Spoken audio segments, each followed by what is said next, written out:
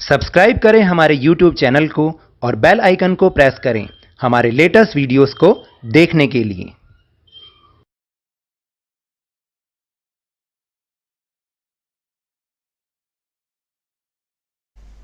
Hello and welcome to Lavneesh sir की class. आज की ये शिक्षा निदेशालय राष्ट्रीय राजधानी क्षेत्र दिल्ली की वर्कशीट नंबर 59 जो कि क्लास 9th के स्टूडेंट्स के लिए है।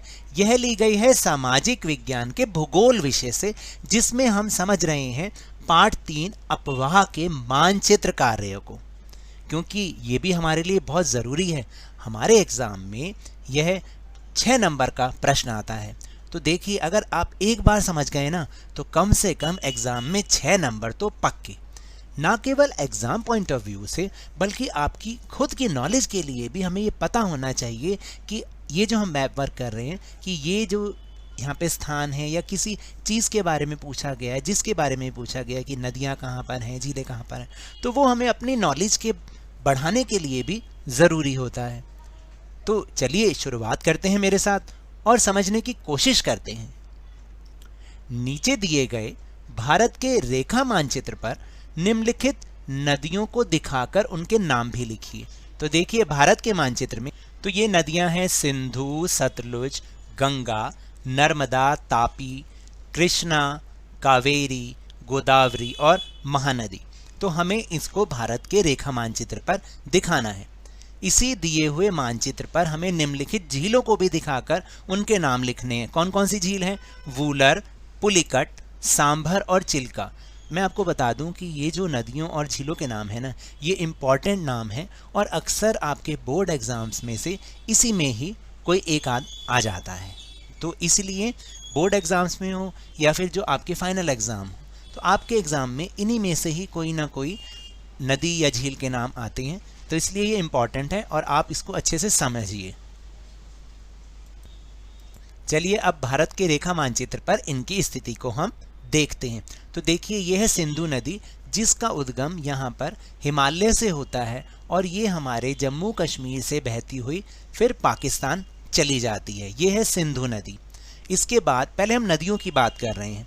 फिर है सतलुज नदी, जो कि हिमालय से ही निकलती है और हमारे पंजाब में बहती हुई पाकिस्तान में चली जाती है।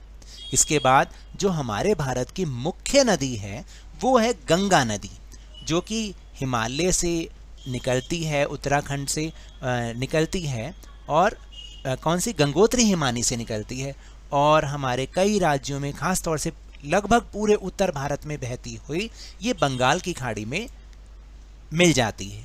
तो ये है हमारी गंगा नदी।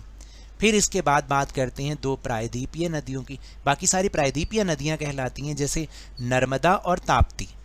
ये 2 नदियां ऐसी हैं जो कि अरब सागर में गिरती हैं।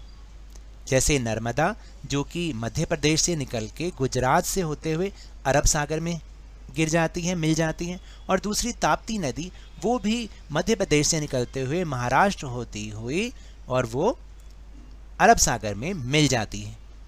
फिर इसके बाद हम बात करते हैं 4 नदियों की। इसमें सबसे बड़ी नदी गोदावरी नदी है, जो कि महाराष्ट्र से जिसका उद्गम होता है और वो फिर बंगाल की खाड़ी में जाकर मिल जाती है।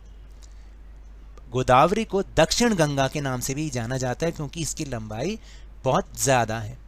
फिर इसके बाद है महानदी, जिसका उद्गम स्थल मध्य प्रदेश से होता हुआ फिर वो छत्तीसगढ़ और उड़ीसा होती हुई बंगाल की खाड़ी में गिर जाती है।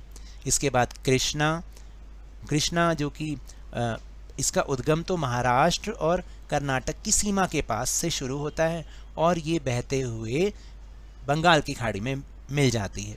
फिर इसके बाद कावेरी नदी, जिसका उद्गम स्थल कर्नाटक ही है और वो तमिलनाडु से उसका जल बहता हुआ बंगाल की खाड़ी में गिर जाता है।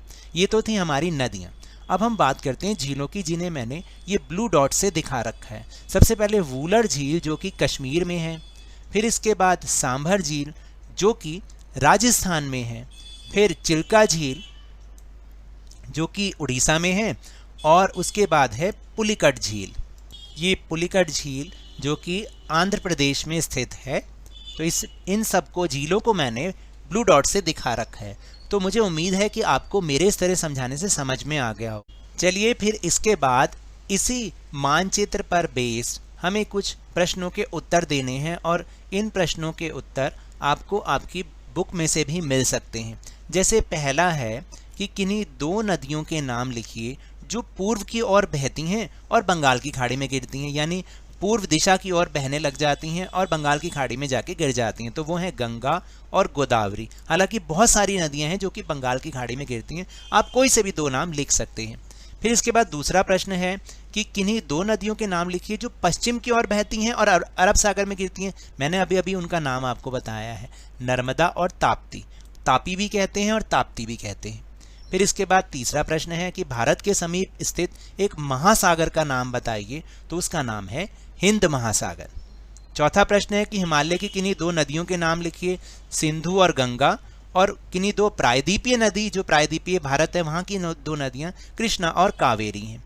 तो ये तो थी आज की वर्कशीट। अगर मेरे इस तरह समझाने से आपको थोड़ा सा भी समझ में आया हो तो इस चैनल को ज़्यादा से ज़्यादा सब्सक्राइब कीजिए, लाइक कीजिए और बहुत ज़्यादा शेयर भी कीजिए। और हाँ, मेरे साथ इसी तरह वर्कशीट को समझते रहिए, लेकिन ध्यान और मन लगाकर पूरी मेहनत और लगन के साथ पढ़ते रहिए।